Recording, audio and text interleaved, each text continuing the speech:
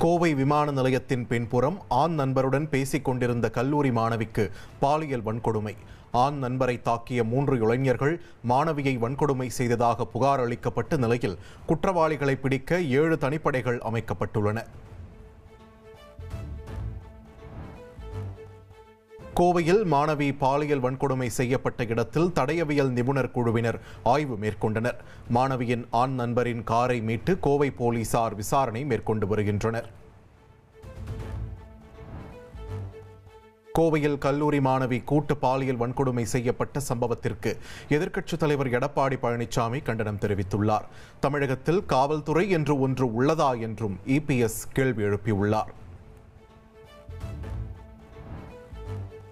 கோவை மாணவி பாலியல் வன்கொடுமை சம்பவத்தை கண்டித்து தமிழகம் முழுவதும் மாவட்ட தலைநகரங்களில் நாளை ஆர்ப்பாட்டம் நடத்தப்படும் என்று தமிழக பாஜக தலைவர் நயினார் நாகேந்திரன் அறிவித்துள்ளார்.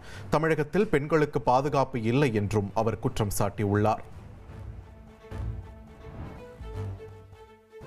தமிழகம் முழுவதும் வாக்காளர் பட்டியல் சிறப்பு தீவிர திருத்தப் பணிகள் நாளை முதல் தொடங்க இருக்கிறது. வீடுதோறும் சென்று கணக்கெடுக்கும் பணி டிசம்பர் 4 வரை நடைபெற உள்ள நிலையில் டிசம்பர் 9ஆம் தேதி வரைவு வாக்காளர் பட்டியல் வெளியிடப்படுகிறது. 2026 பிப்ரவரியில் இறுதி வாக்காளர் பட்டியல் வெளியிடப்படும் என்றும் தெரிவிக்கப்பட்டுள்ளது.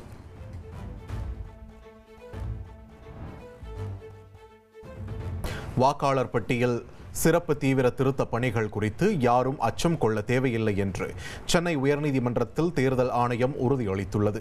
எதிர்பார்த்ததை விட SIR பணிகள் சிறப்பாக மேற்கொள்ளப்படும் என்றும் தேர்தல் ஆணையம் தெரிவித்துள்ளது.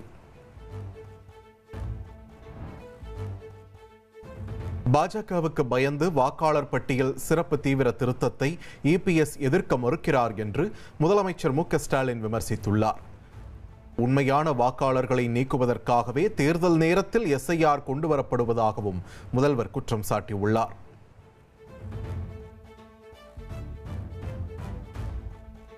எதிர்க்கட்சித் தலைவராக இருக்கக்கூடிய திரு பழனிசாமி அவர்கள் இதில் கூட இரட்டை வேடத்தை காட்டியிருக்கிறார். பாஜகவுக்கு பயந்து தேர்தல் ஆணையத்தோட நடவடிக்கையை எதிர்க்க பழனிசாமி பயப்படுகிறார். போலி வாக்காளர்களை நீக்கவே வாக்காளர் பட்டியல் சிறப்பு தீவிர திருத்தம் மேற்கொள்ளப்படுவதாக மத்திய இணையமைச்சர் L. முருகன் தெரிவித்துள்ளார். போலி வாக்காளர்களை நீக்க வேண்டும் என திமுக தான் முதலில் கூறியதாகவும் அவர் கூறியுள்ளார். உண்மையான வாக்காளர்களை கொண்டு வருவதுதான் நோக்கமாக இருக்கிறது. இந்த போலி வாக்காளர்களை நீக்க வேண்டும் என்று பலமுறை திமுகவே தான் சொல்லியிருக்காங்க. ஆனால் இப்போ திமுக திடீரென்று அவர்கள் இதை எதிர்த்து கொண்டிருக்காங்க.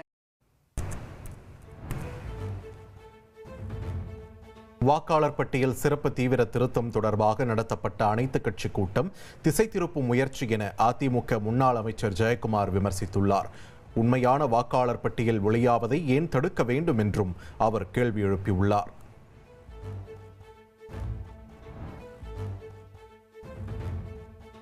வாக்காளர் பட்டியல் சிறப்பு தீவிர திருத்தம் தொடர்பாக சென்னை மாவட்டத்தில் மேற்கொள்ள இருக்கும் பணிகள் குறித்து அங்கீகரிக்கப்பட்ட அரசியல் கட்சி பிரதிநிதிகளுடன் ஆலோசனை கூட்டம். சென்னை மாவட்ட தேர்தல் அலுவலர் குமரகுருபரன் தலைமையில் நடைபெற்ற கூட்டத்தில் சலசலப்பு ஏற்பட்டது.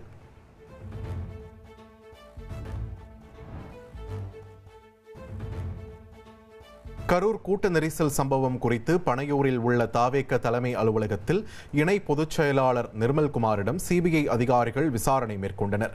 CBI கேட்ட விவரங்களை 3 நாட்களில் அளிப்போம் என்றும் சம்மன் அனுப்பினால் நேரில் ஆஜராகி விளக்கம் அளிப்போம் என்றும் நிர்மல்குமார் கூறியுள்ளார்.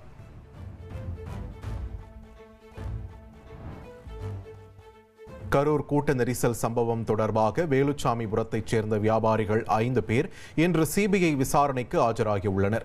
இதுவரை 15ற்கும் மேற்பட்டோரிடம் CBI அதிகாரிகள் விசாரணை மேற்கொண்டுள்ளதாக தெரிவிக்கப்பட்டுள்ளது. தமிழ்நாட்டில் இன்றும் நாளையும் வெப்பநிலை 2 முதல் 4 டிகிரி செல்சியஸ் வரை அதிகரிக்கும் என்று வானிலை ஆய்வு மையம் தெரிவித்துள்ளது. வரும் 9ஆம் தேதி வரை மிதமான மழைக்கு வாய்ப்புள்ளதாகவும் தெரிவிக்கப்பட்டுள்ளது. ஈரோடு மாவட்டம் அந்தியூர் அருகே டெங்கு காய்ச்சலால் பாதிக்கப்பட்டு 45 வயது நபர் உயிரிழந்தார். உயிரிழந்தவர் வசித்த பகுதியில் மருத்துவத்துறையினர் நோய் தடுப்பு பணிகளில் ஈடுபட்டனர்.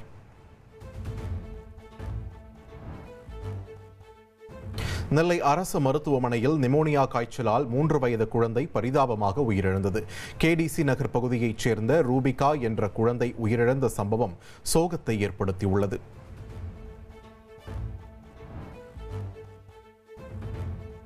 கோவையில் டேட்டிங் செயலி மூலம் இளம் பெண்ணிடம் பழகிய இளைஞர் 3 பவுண்ட் நகை 90,000 ரூபாய் பணத்தை பறித்துள்ளார். பாதிக்கப்பட்ட பெண் அளித்த புகாரின் அடிப்படையில் ராமநாதபுரத்தைச் சேர்ந்த தருண் என்பவரை போலீசார் தேடி வருகின்றனர்.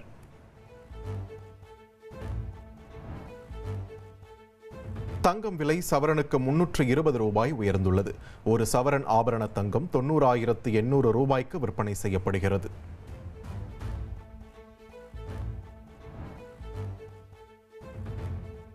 பீகார் சீதாமர்ஹியில் 850 கோடி ரூபாய்க்கு சீதைக்கு பிரம்மாண்ட கோவில் கட்டப்படும். பீகார் பிரச்சார பொதுக்கூட்டத்தில் உள்துறை அமைச்சர் அமித்ஷா இவ்வாறு தெரிவித்துள்ளார். ராஜஸ்தான் மாநிலம் லோஹா மண்டி பகுதியில் வாகன ஓட்டிகள் மீது கனரக வாகனம் மோதிய கோர விபத்தில் 10 பேர் படுகாயமடைந்தனர். பலர் படுகாயமடைந்து சிகிச்சை பெற்று வரும் சூழலில் விபத்து தொடர்பான அதிரவைக்கும் சிசிடிவி காட்சிகள் வெளியாகியுள்ளன.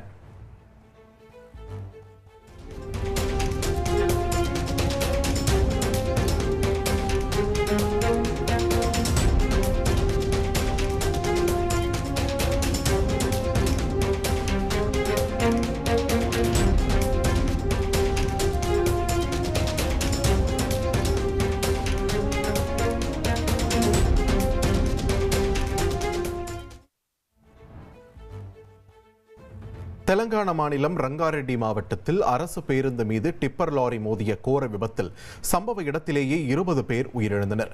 காயமடைந்த 20க்கும் மேற்பட்டோர் மருத்துவமனையில் அனுமதிக்கப்பட்டுள்ளனர்.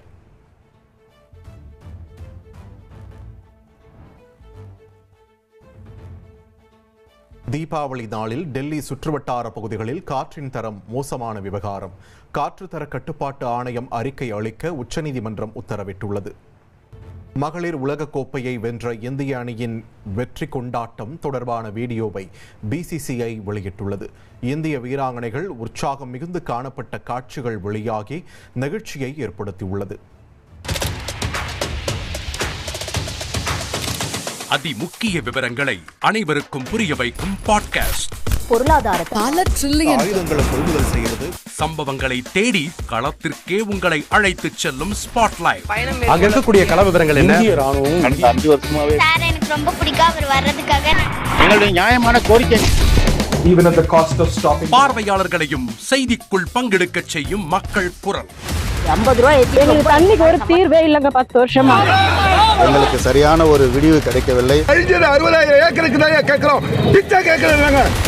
புத்தம் புதிதாக வித்தியாசமாக பாகிஸ்தான்லயே பாராட்ட வேண்டாம், ஆனால் அதற்கு கொச்சைப்படுத்த வேண்டாம் என்று நான் கேட்டுக்கொள்கிறேன். மதத்தால் இனத்தால் மக்களை எப்படியெல்லாம் பிளவுபடுத்த முடியுமோ அந்த பிளவிற்குண்டான ஆயுதமாக இந்த மாநாட்டை அவர்கள் பயன்படுத்த நினைக்கின்றார்கள். அரசியலிலிருந்து சினிமா தனித்து இயங்க முடியாது. அனைத்தும் உங்களுக்காக. எப்போதும் இணைந்திருங்கள் தந்தி டிவியுடன்.